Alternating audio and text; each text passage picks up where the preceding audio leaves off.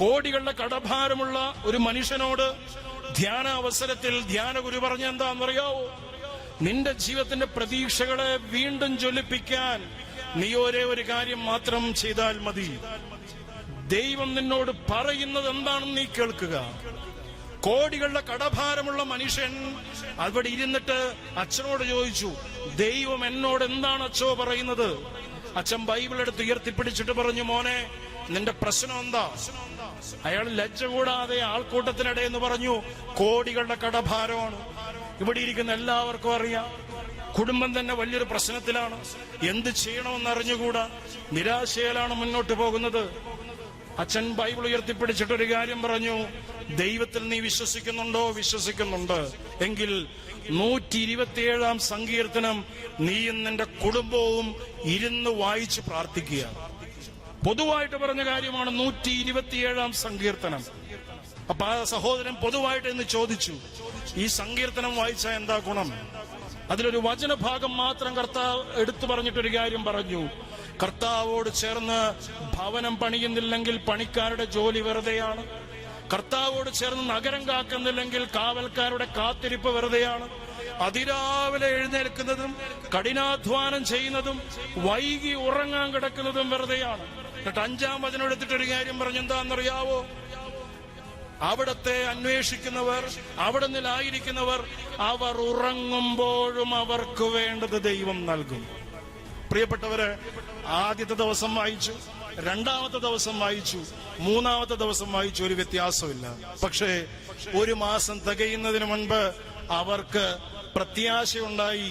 കുടുംബത്തിൽ വലിയ വ്യത്യാസം ഉണ്ടാകാൻ തുടങ്ങി. കടഭാരം മാറുകയല്ല, പ്രത്യാശയിൽ അവർ ബലം പ്രാപിക്കാൻ തുടങ്ങി. പ്രതിസന്ധി ഭവനത്തിൽ നിന്ന് പോകാൻ തുടങ്ങി. നാളുകൾ കഴിഞ്ഞപ്പോ ഈ കടഭാരം വിട്ടുമാറി. എന്നോട് നാളുകൾക്ക് മുമ്പ് ഇതുപോലെ അക്രൈസ്തവയായ ഒരു വ്യക്തി, ഒരു പെങ്കൊച്ച്, അവൾ മാമോദീസൊക്കെ സ്വീകരിച്ചു, ക്രിസ്ത്യാനിയായി. നാളുകൾ കഴിഞ്ഞപ്പോൾ എന്നെ കണ്ടപ്പോ, ഉന്നതമായ ബിരുദമുള്ളൊരു കുട്ടിയാണ്, അവൾ എന്നോടൊരു സംശയം ചോദിച്ച സംശയം ഇങ്ങനെയാണ്, അച്ഛൻ എത്ര പ്രാവശ്യം ഈ ബൈബിള് പൂർണ്ണമായിട്ട് വായിച്ചിട്ടുണ്ട്? എന്റെ ഭാഗ്യത്തിന് അന്നത്തെ എന്റെ ഭാഗ്യത്തിന് 4 തവണ ഞാൻ വായിച്ചിട്ടുണ്ടായിരുന്നു. ഞാൻ പറഞ്ഞു, 4 തവണ വായിച്ചിട്ടുണ്ട്, നുണ പറയേണ്ടതായിട്ട് വന്നില്ല. ഇനി അടുത്ത ചോദ്യമല്ല, അവളിങ്ങനെ പറയുകയാണ്. അവൾ പറഞ്ഞു, ഞാൻ എല്ലാ വർഷവും കുറഞ്ഞതൊരു 3 തവണയെങ്കിലും ബൈബിള് വായിക്കും. എത്ര തവണ? 3 തവണ. ഞാൻ എന്റെ ജീവിതത്തിൽ 4 തവണയെ വായിച്ചിട്ടുള്ളൂ. പെങ്കൊച്ച് എല്ലാ വർഷവും 3 തവണ ഇത് പൂർണ്ണമായിട്ട് ഉൽപ്പത്തി മുതൽ വെളിപാട് വരെയുള്ള 73 ഗ്രന്ഥങ്ങൾ ഇരുന്ന് വായിക്കുകയാണ് കേട്ടോ. ഓർക്കണം, ഇതിരുന്ന് വായിക്കാറുണ്ട്. ഇത് വലിയൊരു ഭക്ഷണം പോലെയാണ് അനുഭവപ്പെടുന്നത്. എന്നിട്ട് അവള് പറഞ്ഞത്, ഞാൻ ചെയ്യുന്നൊരു പ്രാക്ടീസ് ഉണ്ട്, എല്ലാ ദിവസവും ഒരു വചനം മനഃപ്പാഠമാക്കും. അവൾക്ക് ഒരു വേറെ സ്ഥലത്ത് നിന്ന് കിട്ടിയ ഒരു ആശയമാണ്, ഒരു സഹോദരനിൽ നിന്ന് കിട്ടിയ ഒരു ആശയമാണ്. അറ്റ്ലീസ്റ്റ് എന്റെ പ്രായത്തിനനുസരിച്ചുള്ള വചനങ്ങളെങ്കിലും മനഃപ്പാഠമാക്കണമെന്ന്, പ്രായത്തിനനുസരിച്ച്. അപ്പൊ എന്നോട് ചോദിച്ചു, അന്ന് എന്റെ പ്രായത്തിനനുസരിച്ച് അവൾ വചനം ചോദിച്ചു. അന്ന് എന്റെ പ്രായം 35ആണ്. അപ്പോ എന്നോട് ചോദിച്ചപ്പോ ഞാൻ പറഞ്ഞു, 35 വചനം പറയാൻ പറ്റുമോ? ഉറപ്പായിട്ടും പറയാൻ പറ്റൂലേ? ഉറപ്പായിട്ടും പറയാൻ പറ്റും 35 വചനം. അങ്ങനെ വചനം പറഞ്ഞു തുടങ്ങിയപ്പോ അവൾക്ക് മനസ്സിലായി, ഇങ്ങർക്ക് എവിടെയോ ഒരു കള്ളത്തട്ടിപ്പുണ്ടെന്ന്. അപ്പോൾ എന്നോടൊരു കാര്യം കൂടെ ചോദിച്ചു, അച്ചോ വെറുതെ വചനം പറഞ്ഞാൽ പോരാ, അതിന്റെ റഫറൻസും കൂടെ പറയണം. റഫറൻസ് ഏത് പുസ്തകത്തിൽ നിന്ന്, ഏത് ഭാഗത്തുനിന്ന്. ഞാൻ തുറന്നു പറയട്ടെ പ്രിയപ്പെട്ടവരെ, 20 വചനം കഴിഞ്ഞപ്പോ നമ്മുടെ പരിപാടി പൂട്ടി. ഞാൻ ആയുധം വെച്ച് കീഴടങ്ങി. 20 വചനം കഴിഞ്ഞപ്പോ നമ്മുടെ വെടിക്കല്ല് തീർന്നു. വചനമൊക്കെ അറിയാം, ഏത് ഭാഗത്ത് എവിടെ നിന്ന് എന്ന് മാത്രമല്ല, എന്തിനു വേണ്ടിയിട്ട് പറയുന്നു എന്നുള്ളതാണ്. ഇവിടെ ഇരിക്കുന്ന നിങ്ങളോടൊരു ചോദ്യം, നമ്മളോട് എല്ലാവരോടും ചോദിക്കുന്ന ഒരു ചോദ്യം ഇതാണ്: ദൈവത്തിന്റെ ജീവനേകുന്ന വചനം എന്തുമാത്രം നമ്മൾ വിശ്വസിക്കുന്നുണ്ട്? ഈ പ്രതിസന്ധിയിലും ഈ പ്രശ്നങ്ങളും ദൈവത്തിന്റെ വചനത്തിന് ശ്രദ്ധ കൊടുക്കുക, അതിനെ പൂർണ്ണമായിട്ട് സ്വീകരിക്കാനായിട്ട് തയ്യാറാകുക, അതിനു വേണ്ടിയിട്ട് വിട്ടുകൊടുക്കാൻ തയ്യാറാകുക. ഇപ്പൊ 75 വയസ്സ് കഴിഞ്ഞവരുണ്ട്, 25 വയസ്സ് കഴിഞ്ഞവരുണ്ട്, 14 വയസ്സ് കഴിഞ്ഞവരുണ്ട്. കൈയൊന്നും പൊക്കണ്ട. വ്യക്തിപരമായിട്ട് ചോദിക്കുക, എത്ര വചനം നിങ്ങൾക്ക് മനഃപ്പാഠമാക്കാൻ സാധിക്കുന്നുണ്ട്? ഏതെങ്കിലും പ്രതിസന്ധിയുടെ സമയത്ത് ഹൃദയത്തിൽ വചനമുണ്ടായുള്ള ഗുണം എന്താണെന്നറിയാവോ? അത് നമ്മളെ ശക്തിപ്പെടുത്തും, അത് നമ്മളെ ബലപ്പെടുത്തും. ഏത് പ്രതിസന്ധിയുടെ സമയത്തും അത് നമ്മളെ രക്ഷിക്കും. നമ്മൾ വിചാരിക്കാത്തതിനേക്കാളും അപ്പുറം ദൈവത്തിന്റെ കൃപ നമുക്ക് ലഭിക്കും.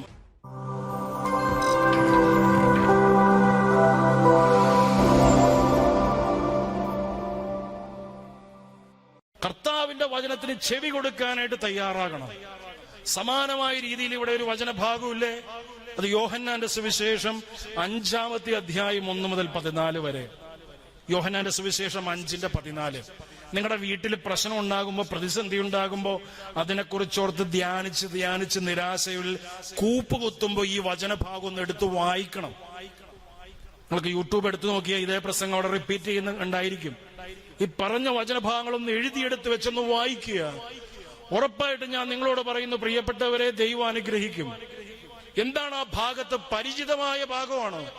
ബെത്സദ എന്നു പേരുള്ള കുളക്കരെ കിടന്നൊരു മനുഷ്യന്റെ സൗഖ്യം. എത്ര വർഷം കിടന്നു എന്നാ പറയണത്? 38 വർഷം.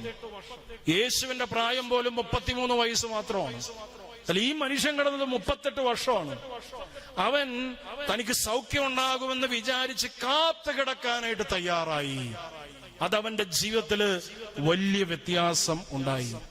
പ്രതീക്ഷയും പ്രത്യാശയും നഷ്ടപ്പെട്ട ജീവിതം, വിവിധ കാരണങ്ങൾ കൊണ്ട് കലുഷിതമായൊരു ജീവിതം.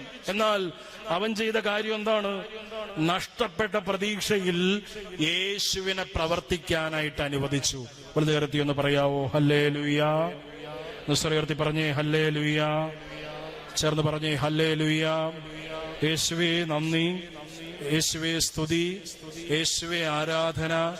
Hallelujah, hallelujah, hallelujah, hallelujah. എന്റെ പ്രിയപ്പെട്ടവരെ, കേൾക്കുക, കർത്താവ് സംസാരിക്കുന്നുണ്ട്. കേൾക്കുക, കർത്താവ് സംസാരിക്കുന്നുണ്ട്. അതുകൊണ്ട് ആ വചനത്തിൽ പറഞ്ഞത്, എന്റെ വാക്കുകൾ ശ്രദ്ധിക്കുക, എന്റെ മൊഴികൾക്ക് ചെവി തരിക, നിന്റെ ദൃഷ്ടിപഥത്തിൽ നിന്ന് അത് മാഞ്ഞു പോകാതിരിക്കട്ടെ. ഹൃദയത്തിൽ എപ്പോഴും വചനത്തെ കാത്തു സൂക്ഷിക്കാനായിട്ട് തയ്യാറാകുക. ഹൃദയത്തിൽ എപ്പോഴും വചനത്തെ കാത്തു സൂക്ഷിക്കാനായിട്ട് തയ്യാറാകുക. D.L. മൂഡി എന്ന് പറയുന്ന ഒരു സുവിശേഷ പ്രസംഗകനുണ്ട്. ഒരു പ്രൊട്ടസ്റ്റന്റുകാരനാണ്, പക്ഷെ ശക്തനായ വചനപ്രഘോഷകനായിരുന്നു അദ്ദേഹം. D.L. മൂഡി. അദ്ദേഹത്തിന്റെ പ്രസംഗങ്ങളും വളരെ പ്രശസ്തമാണ്, പുസ്തകങ്ങളും വളരെ പ്രശസ്തമാണ്. അപ്പൊ ഒരിക്കല് ആഫ്രിക്കയില് ഈ മനുഷ്യൻ വചനപ്രഘോഷണത്തിനായിട്ട് പോയി.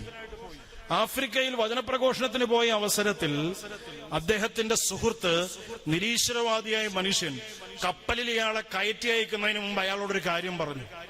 താൻ മതം മാറ്റാൻ വേണ്ടി പോവുകയാണ്, അല്ലെങ്കിൽ ഇത്രയും പണം ചെലവഴിച്ച് ഇങ്ങനെ ഒരു യാത്ര ചെയ്യേണ്ടതിന്റെ ആവശ്യകതയുണ്ടോ? താൻ പ്രസംഗിക്കാൻ പോകുന്നതല്ലേ? പ്രസംഗിക്കാൻ പോയിട്ട് അവിടെ ചെന്നിട്ട് എന്താ പറയണത്? ഈ പ്രസംഗം കേട്ട് ഞങ്ങളുടെ കൂടെ വന്നാൽ നിങ്ങൾക്ക് ആഹാരത്തിനുള്ള പണം തരാം, ഭക്ഷിക്കാനുള്ള വസ്തുക്കൾ തരാം. ഇതല്ലേ താൻ പ്രസംഗിക്കാൻ പോകുന്നത്?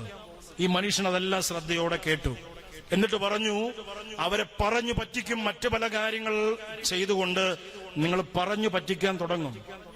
ഇതെല്ലാം കഴിഞ്ഞപ്പോ ഈ D.L. മൂഡി എന്ന് പറയുന്ന മനുഷ്യൻ തന്റെ മുമ്പിലേക്ക് വന്ന ആളോടൊരു കാര്യം പറഞ്ഞു.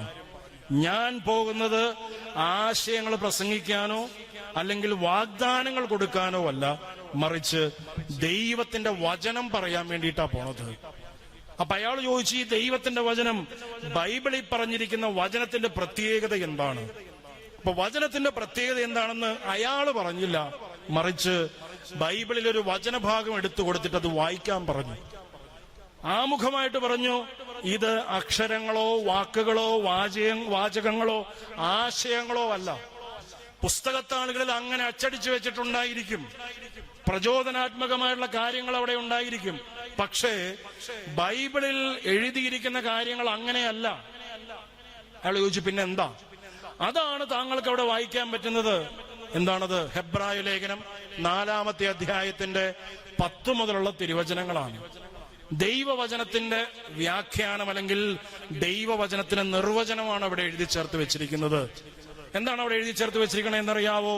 അത് ഇരുതല വാളിനേക്കാൾ മൂർച്ചയുള്ളതാണ്, സന്ധിബന്ധങ്ങളെയും കോശങ്ങളെയും രക്തധമനികളെയും തുളച്ചു കയറുന്നതാണ്, വിചാരങ്ങളെയും വികാരങ്ങളെയും വിവേചിച്ചറിയുന്നതാണ്. ഇതാണ് വചനത്തിൽ എഴുതി വെച്ചിരിക്കുന്ന കാര്യം. ഈ മനുഷ്യനത് വായിച്ചു. എന്നിട്ട് പറഞ്ഞു, ഞാൻ ആഫ്രിക്കയിൽ പോവുകയാണ്, ഇനി 2 വർഷം കഴിഞ്ഞിട്ട് തിരിച്ചു വരികയുള്ളൂ. 2 വർഷം കഴിഞ്ഞ് തിരിച്ചു വന്ന് ഈ പ്രൊട്ടസ്റ്റന്റുകാരനായ ഈ പാസ്റ്റർ ദേവാലയത്തിലേക്ക് ചെന്നപ്പോ, പള്ളി ചെന്നപ്പോ അത്ഭുതപ്പെടുത്തുന്ന ഒരു കാഴ്ചയുണ്ട്. എന്താണെന്നറിയാവോ കാഴ്ച? തന്നെ അന്ന് വിമർശിച്ചവൻ ഇതാ ശുശ്രൂഷയുടെ മുൻനിരയിൽ നിന്നുകൊണ്ട് കരമുയർത്തിപ്പിടിച്ചുകൊണ്ട് പ്രാർത്ഥിക്കുന്നു. കോളേജിലൊരു പ്രൊഫസറാണ്. കാര്യം ചോദിച്ചപ്പോൾ ഒരു കാര്യം പറഞ്ഞു. ഞാൻ ഈ പുസ്തകം വായിക്കാൻ തുടങ്ങി, ആ പുസ്തകത്തിന്റെ ആശയങ്ങൾ മനസ്സിലാക്കാനായിട്ട് തുടങ്ങി. കുറച്ചു കഴിഞ്ഞപ്പോൾ എനിക്കൊരു കാര്യം മനസ്സിലായി, ഇത് മറ്റെന്തോ ആണ്, അതെന്റെ ജീവിതത്തെ ബലപ്പെടുത്തി. ചേർന്നൊന്ന് പറഞ്ഞേ ഹല്ലേലൂയാ. സ്വരയർത്തി പറഞ്ഞേ ഹല്ലേലൂയാ. അഭിഷേകത്തോടേറ്റ് പറഞ്ഞേ ഹല്ലേലൂയാ. യേശുവേ നന്ദി, യേശുവേ സ്തുതി, യേശുവേ ആരാധന, യേശുവേ മഹത്വം. ഹല്ലേലൂയാ, ഹല്ലേലൂയാ. ഒരു വെല്ലുവിളി നിങ്ങളോട്. ഈ കൂട്ടത്തിൽ ആരെങ്കിലും ഹൈന്ദവ സഹോദരങ്ങളുണ്ടോ? ഇല്ല. കയ്യൊന്നും പൊക്കണ്ട. നമ്മളെല്ലാവരും നല്ല കത്തോലിക്കരാണല്ലോ. നല്ല മാമോദീസ വെള്ളം തലയിൽ വീണ പേര് പറഞ്ഞ കത്തോലിക്കരാണ് ഇവിടെ ഇരിക്കുന്നത്, അല്ലെ? ഒരു സംശയവുമില്ല. നല്ല പാരമ്പര്യമുള്ള കുടുംബത്തിൽ ജനിച്ചവരുണ്ട്. ഇപ്പൊ നിങ്ങളുടെ മുമ്പിൽ നിന്ന് സംസാരിക്കുന്നത് നല്ല പേരുള്ള ഒരു കത്തനാരുമാണ്. ഇനി എനിക്കും നിനക്കും നമുക്കെല്ലാവർക്കും ബാധകമായ ഒരു വെല്ലുവിളി. ഇപ്പോ എന്റെ കൂടെ ഇവിടെ ശുശ്രൂഷ ചെയ്യുന്ന പോള്, അദ്ദേഹം ഹൈന്ദവനായൊരു സഹോദരനാണ്. പിന്നീട് ദൈവത്തെ അറിഞ്ഞ് കർത്താവിനെ പ്രഘോഷിച്ച ഒരു വ്യക്തിയാണ്. ചിലപ്പോൾ നിന്ന് അത്ഭുതപ്പെട്ടു പോയിട്ടുണ്ട്. ഏകദേശം ഒരു 7 കൊല്ലമായിട്ട് എന്റെ കൂടെ ശുശ്രൂഷ ചെയ്യുന്ന ഒരു വ്യക്തിയാണ്. അപ്പൊ നമ്മളെല്ലാവരും പാരമ്പര്യ കത്തോലിക്ക കുടുംബത്തിലുള്ള വ്യക്തികളാണ്, അല്ലെ? ഇനി എന്റെ ചോദ്യം ഇതാണ്. ഇപ്പൊ എനിക്ക് വയസ്സ് 46. എന്നോട് നാളുകൾക്ക് മുമ്പ് ഇതുപോലെ അക്രൈസ്തവയായ ഒരു വ്യക്തി, ഒരു പെൺകൊച്ച്, അവൾ മാമോദീസൊക്കെ സ്വീകരിച്ചു, ക്രിസ്ത്യാനിയായി. നാളുകൾ കഴിഞ്ഞപ്പോൾ എന്നെ കണ്ടപ്പോ, ഉന്നതമായ ബിരുദമുള്ളൊരു കുട്ടിയാണ്, അവൾ എന്നോടൊരു സംശയം ചോദിച്ച് സംശയിക്കുന്നതാണ്, അച്ഛൻ എത്ര പ്രാവശ്യം ഈ ബൈബിള് പൂർണ്ണമായിട്ട് വായിച്ചിട്ടുണ്ട്? എന്റെ ഭാഗ്യത്തിന് അന്നത്തെ എന്റെ ഭാഗ്യത്തിന് ഒരു 4 തവണ ഞാൻ വായിച്ചിട്ടുണ്ടായിരുന്നു. ഞാൻ പറഞ്ഞു 4 തവണ വായിച്ചിട്ടുണ്ട്. നുണ പറയേണ്ടതായിട്ട് വന്നില്ല. ഇനി അടുത്ത ചോദ്യമല്ല, അവളിങ്ങനെ പറയുകയാണ്. അവൾ പറഞ്ഞു, ഞാൻ എല്ലാ വർഷവും കുറഞ്ഞതൊരു 3 തവണയെങ്കിലും ബൈബിള് വായിക്കും. എത്ര തവണ? 3 തവണ. ഞാൻ എന്റെ ജീവിതത്തിൽ 4 തവണയെ വായിച്ചിട്ടുള്ളൂ. പെങ്കൊച്ച് എല്ലാ വർഷവും 3 തവണ ഇത് പൂർണ്ണമായിട്ട് ഉൽപ്പത്തി മുതൽ വെളിപാട് വരെയുള്ള 73 ഗ്രന്ഥങ്ങൾ ഇരുന്ന് വായിക്കുകയാണ് കേട്ടോ. ഓർക്കണം, ഇതിരുന്ന് വായിക്കാറുണ്ട്. ഇത് വലിയൊരു ഭക്ഷണം പോലെയാണ് അനുഭവപ്പെടുന്നത്. എന്നിട്ട് അവള് പറഞ്ഞത്, ഞാൻ ചെയ്യുന്നൊരു പ്രാക്ടീസ് ഉണ്ട്. എല്ലാ ദിവസവും ഒരു വചനം മനഃപ്പാഠമാക്കും. അവൾക്ക് ഒരു വേറെ സ്ഥലത്ത് നിന്ന് കിട്ടിയ ഒരു ആശയമാണ്, ഒരു സഹോദരനിൽ നിന്ന് കിട്ടിയ ഒരു ആശയമാണ്. അറ്റ്ലീസ്റ്റ് എന്റെ പ്രായത്തിനനുസരിച്ചുള്ള വചനങ്ങളെങ്കിലും മനഃപ്പാഠമാക്കണമെന്ന്, പ്രായത്തിനനുസരിച്ച്. അപ്പൊ എന്നോട് ചോദിച്ചു, അന്ന് എന്റെ പ്രായത്തിനനുസരിച്ച് അവൾ വചനം ചോദിച്ചു. അന്ന് എന്റെ പ്രായം 35. അപ്പോ എന്നോട് ചോദിച്ചപ്പോ ഞാൻ പറഞ്ഞു, 35 വചനം പറയാൻ പറ്റുമോ? ഉറപ്പായിട്ടും പറയാൻ പറ്റൂലേ? ഉറപ്പായിട്ടും പറയാൻ പറ്റും 35 വചനം. അങ്ങനെ വചനം പറഞ്ഞു തുടങ്ങിയപ്പോ അവൾക്ക് മനസ്സിലായി, ഇങ്ങർക്ക് എവിടെയോ ഒരു കള്ളത്തട്ടിപ്പുണ്ടെന്ന്. അപ്പോൾ എന്നോട് ഒരു കാര്യം കൂടെ ചോദിച്ചു, അച്ചോ വെറുതെ വചനം പറഞ്ഞാൽ പോരാ, അതിന്റെ റഫറൻസും കൂടെ പറയണം. റഫറൻസ് ഏത് പുസ്തകത്തിൽ നിന്ന്, ഏത് ഭാഗത്തുനിന്ന്. ഞാൻ തുറന്നു പറയട്ടെ പ്രിയപ്പെട്ടവരെ, 20 വചനം കഴിഞ്ഞപ്പോ നമ്മുടെ പരിപാടി പൂട്ടി. ഞാൻ ആയുധം വെച്ച് കീഴടങ്ങി. 20 വചനം കഴിഞ്ഞപ്പോ നമ്മുടെ വെടിക്കല്ല് തീർന്നു. വചനമൊക്കെ അറിയാം, ഏത് ഭാഗത്ത് എവിടെ നിന്ന് എന്ന് മാത്രമല്ല, എന്തിനു വേണ്ടിയിട്ട് പറയുന്നു എന്നുള്ളതാണ്. ഇവിടെ ഇരിക്കുന്ന നിങ്ങളോടൊരു ചോദ്യം, നമ്മളോട് എല്ലാവരോടും ചോദിക്കുന്ന ഒരു ചോദ്യം ഇതാണ്: ദൈവത്തിന്റെ ജീവനേകുന്ന വചനം എന്തുമാത്രം നമ്മൾ വിശ്വസിക്കുന്നുണ്ട്?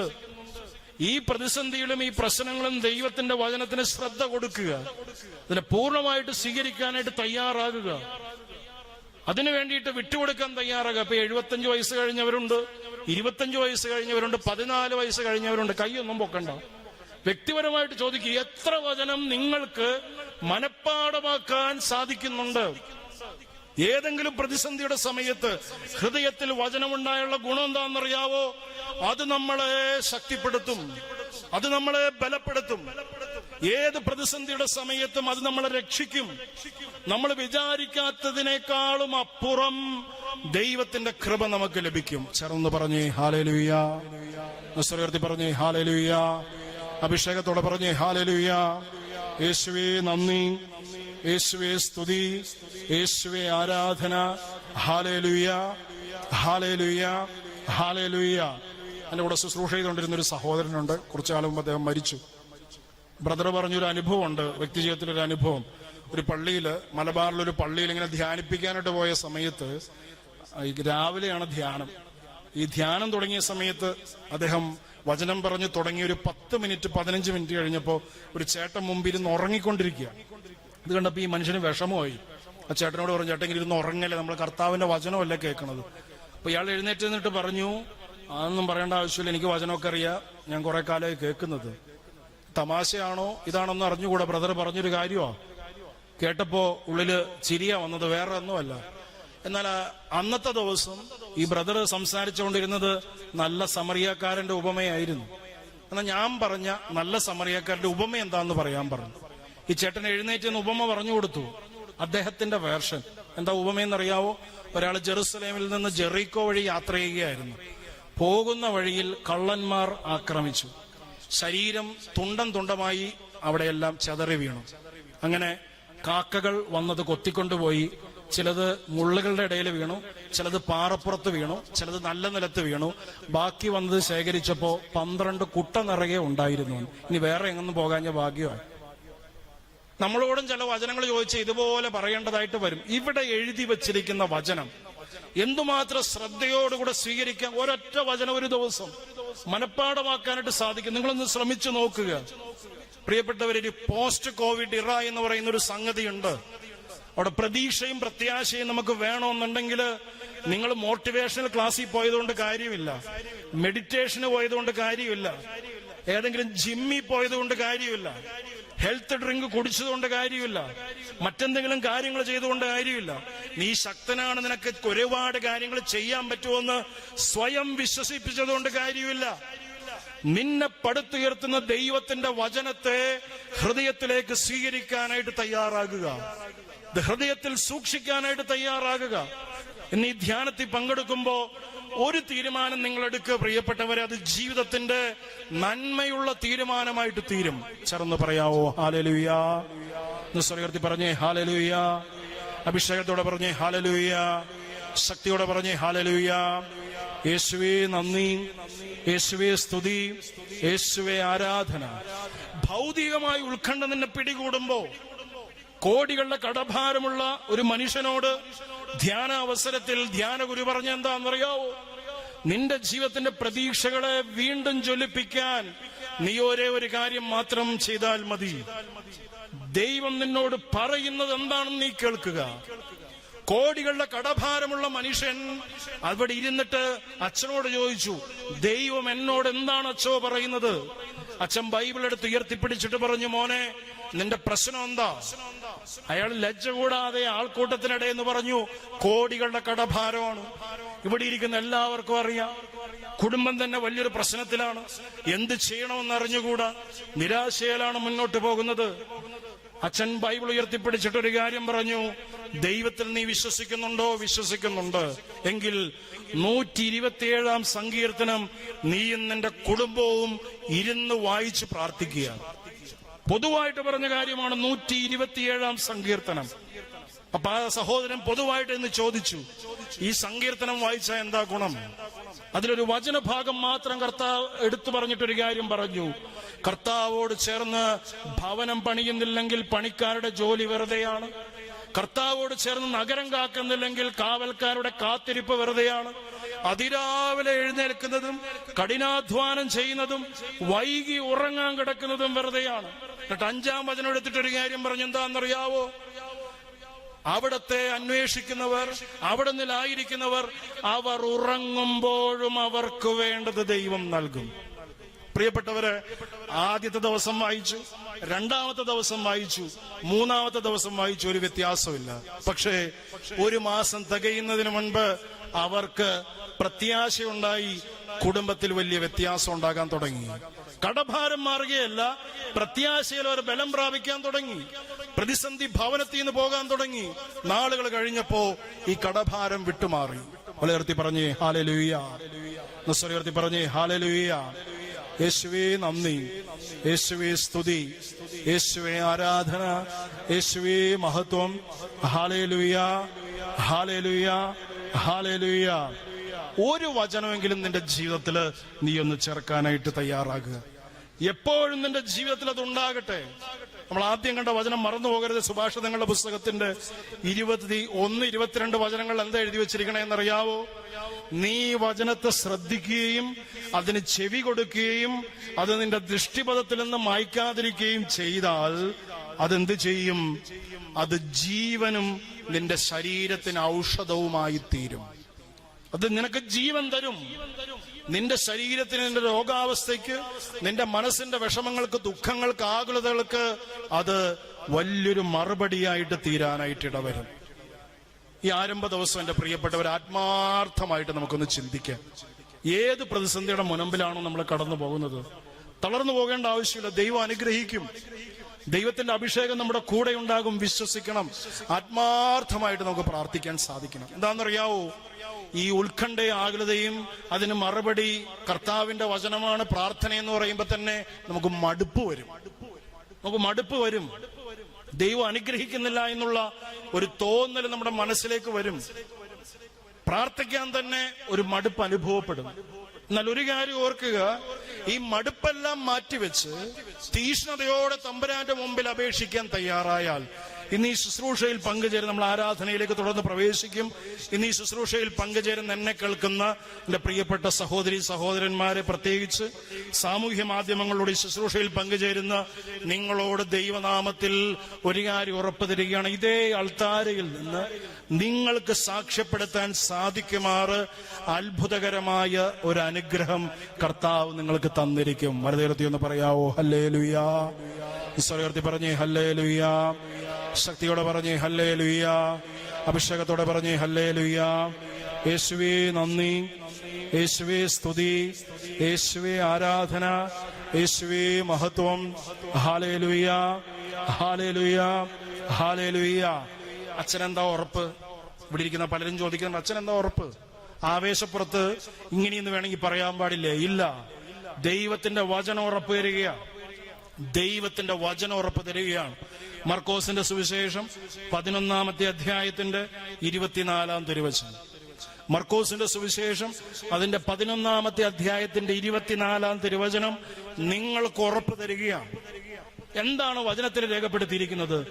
നീ പ്രാർത്ഥിക്കുകയും യാചിക്കുകയും ചെയ്യുന്നത് എന്തും നിനക്ക് ലഭിച്ചിരിക്കും. കണ്ടീഷണൽ ക്ലോസ് അല്ല, ലഭിക്കുമായിരിക്കും എന്നല്ല പറയുന്നത്.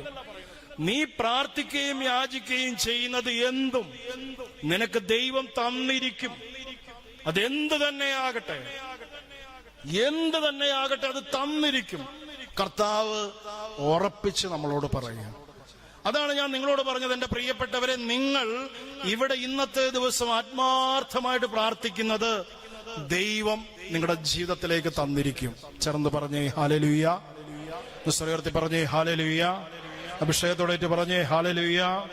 യേശുവേ നന്ദി, യേശുവേ സ്തുതി, യേശുവേ ആരാധന. ഒരു 4-5 ദിവസം മുമ്പ് എന്റെ സുഹൃത്തായി, വിദേശത്ത് ജോലി ചെയ്യുന്ന സുഹൃത്തായ ഒരു അച്ഛൻ, അദ്ദേഹം സ്പെയിനിലാണ് ജോലി ചെയ്യുന്നത്. അപ്പൊ മെക്സിക്കോയിൽ പോയ സമയത്ത് അച്ഛനുണ്ടായ ഒരു അനുഭവം വ്യക്തിപരമായിട്ട് സംസാരിക്കുന്നതിനിടയിൽ എന്നോട് പറഞ്ഞു. ഒരു സഹോദരനെ കൊണ്ട് എന്നോട് സംസാരിപ്പിച്ചു. ഒന്നും മനസ്സിലായില്ല, സ്പാനിഷ് ഭാഷയിലാണ് പറയണത്.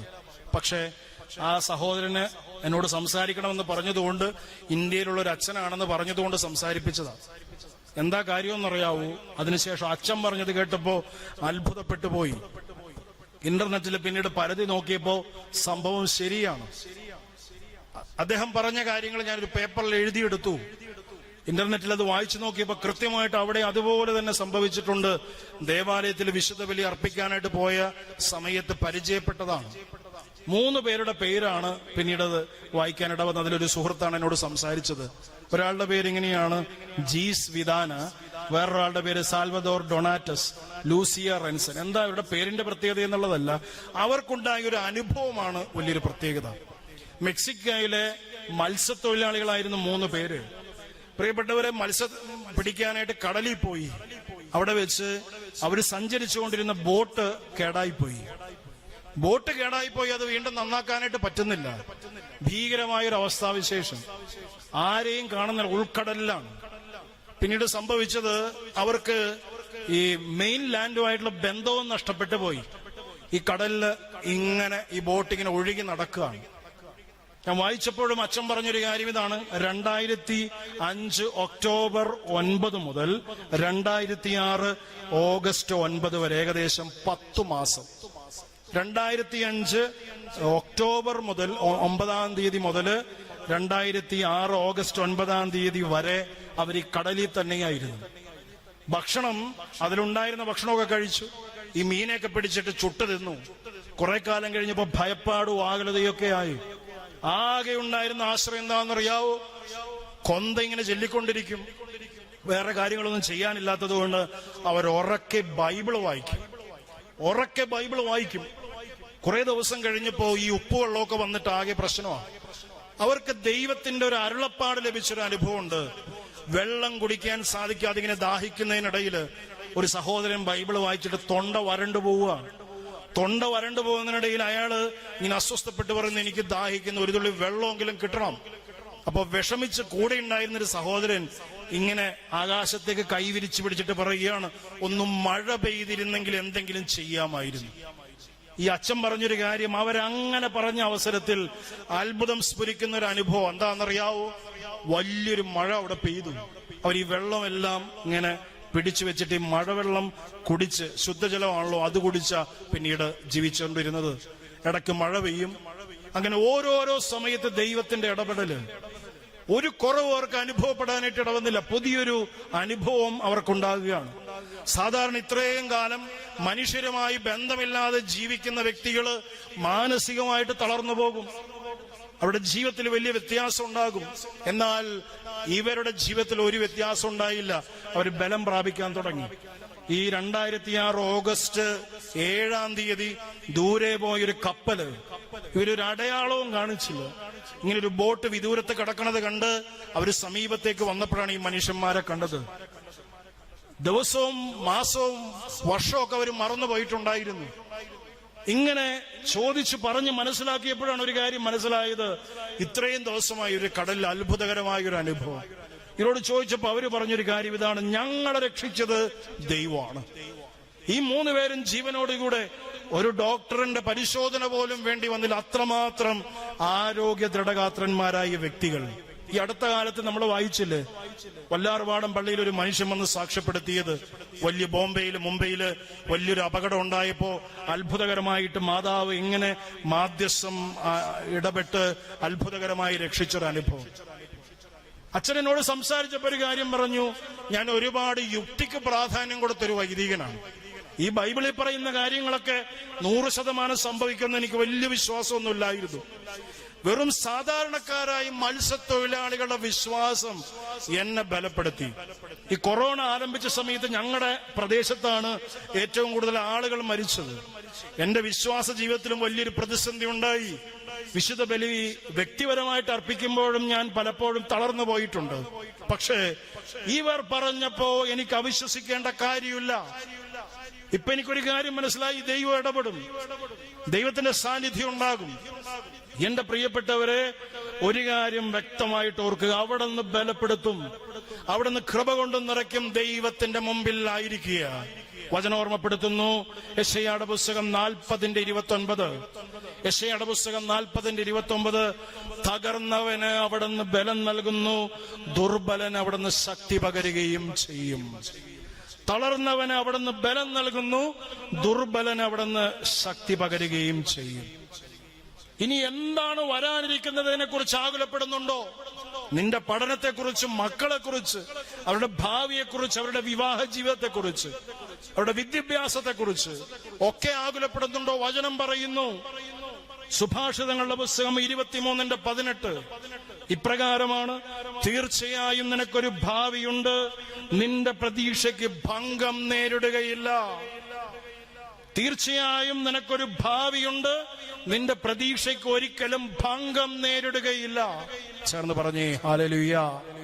നിസ്വരത്തിൽ പറഞ്ഞേ ഹല്ലേലൂയ.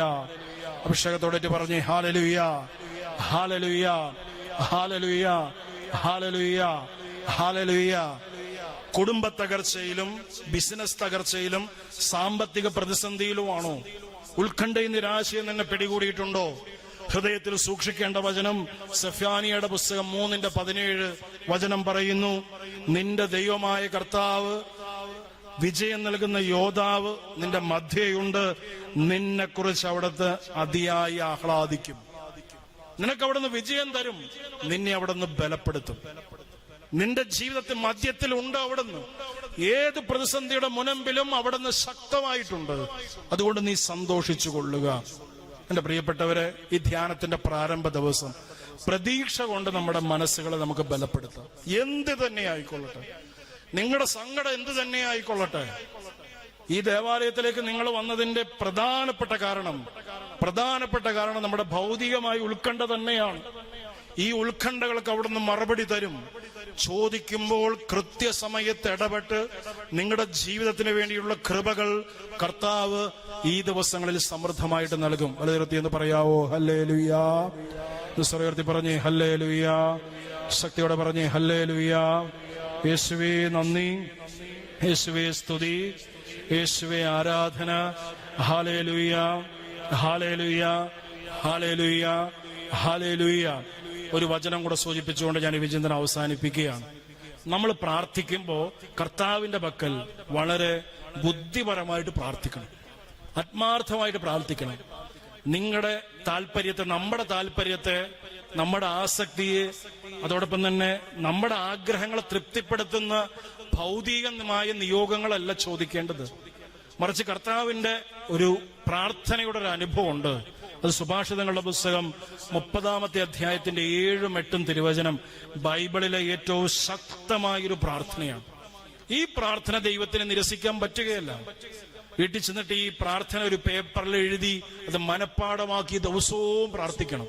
സുഭാഷിതങ്ങളുടെ പുസ്തകം 30-ാമത്തെ അധ്യായത്തിന്റെ 7-8 തിരുവചനങ്ങൾ അതിനകത്ത് ഇപ്രകാരമാണ് വായിക്കുന്നത്. ആ പ്രാർത്ഥന ഇപ്രകാരമാണ്: 2 കാര്യങ്ങൾ ഞാൻ അങ്ങയോട് അപേക്ഷിക്കുന്നു, മരണം വരെ അവ എനിക്ക് നിഷേധിക്കരുത്. ഒരാമുഖം പറയുകയാണ്, 2 കാര്യങ്ങൾ ഞാൻ അങ്ങയോട് അപേക്ഷിക്കുന്നു, മരണം വരെ അങ്ങ് എനിക്കത് നിഷേധിക്കരുത്. ഏതൊക്കെയാ 2 കാര്യങ്ങൾ? അസത്യവും കാപട്യവും എന്നിൽ നിന്ന് അകറ്റണമേ. ആദ്യത്തെ ഇന്റൻഷനാണ്, ആദ്യത്തെ നിയോഗമാണ്. അസത്യവും കാപട്യവും എന്നിൽ നിന്ന് അകറ്റണമേ. രണ്ടാമത്തതോ, ദാരിദ്ര്യമോ സമൃദ്ധിയോ എനിക്ക് തരരുതേ. ശ്രദ്ധിക്കണേ വാക്കുകൾ. ദാരിദ്ര്യമോ സമൃദ്ധിയോ എനിക്ക് തരരുത്. ദാരിദ്ര്യം കടന്നു വന്നാൽ ഞാൻ ദൈവത്തെ അവിശ്വസിക്കും. സമൃദ്ധി കടന്നു വന്നാലോ? സമൃദ്ധി കടന്നു വന്നാൽ ഞാൻ ദൈവത്തെ മറക്കും. ദാരിദ്ര്യം കടന്നു വന്നാൽ ഞാൻ ദൈവത്തെ അവിശ്വസിക്കും. സമൃദ്ധി കടന്നു വന്നാൽ ദൈവത്തെ ഞാൻ മറക്കും. എന്നിട്ട് വേണ്ട കാര്യം ഇവിടെ പറയുകയാണ്: ആവശ്യത്തിന് ആഹാരം തന്ന് എന്നെ പോറ്റണമേ. ഇതാണ് ഇന്റൻഷൻ. എനിക്ക് വേണ്ടത്, അത് ഭൗതികമായിക്കൊള്ളട്ടെ ആത്മീയമായിക്കൊള്ളട്ടെ, ആഹാരം എന്നുള്ളത്, ആവശ്യത്തിനുള്ളത് മാത്രം കർത്താവേ എനിക്ക് നൽകണേ. എന്റെ ജീവിതത്തിൽ നിന്ന് അസത്യവും കാപ്പട്യവും അങ്ങ് മാറ്റണേ. ദാരിദ്ര്യവും സമൃദ്ധിയും എനിക്ക് തരരുത്. ഞാൻ മറക്കാനും അവിശ്വസിക്കാനും ഇടയാകും. എനിക്ക് ആവശ്യമുള്ളത് മാത്രം അങ്ങ് തരണമേ, ആവശ്യത്തിനുള്ളത് മാത്രം തരണമേ എന്ന് ചോദിക്കുമ്പോ സമൃദ്ധമായിട്ട് അവിടെ നിന്ന് നമ്മളെ അനുഗ്രഹിക്കും. ഇന്നത്തെ ദിവസം എന്റെ പ്രിയപ്പെട്ടവരെ, ശക്തമായിട്ട് ഈ ബോധ്യത്തിലേക്ക് കടന്നു വരാം. ഞാൻ ഈ വചനവിചിന്തനം അവസാനിപ്പിക്കുകയാണ്. ഓർക്കേണ്ട കാര്യം ഇത് മാത്രം: നിന്റെ ഉത്കണ്ഠയ്ക്കും നിന്റെ ആകുലതയ്ക്കും നിന്റെ പ്രശ്നത്തിനും നിന്റെ സങ്കീർണതകൾക്കും നിന്റെ ഭയത്തിനും നിന്റെ ജീവിതത്തിലെ എല്ലാ തകർച്ചയ്ക്കും ദൈവത്തിന്റെ പക്കൽ പരിഹാരമുണ്ട്.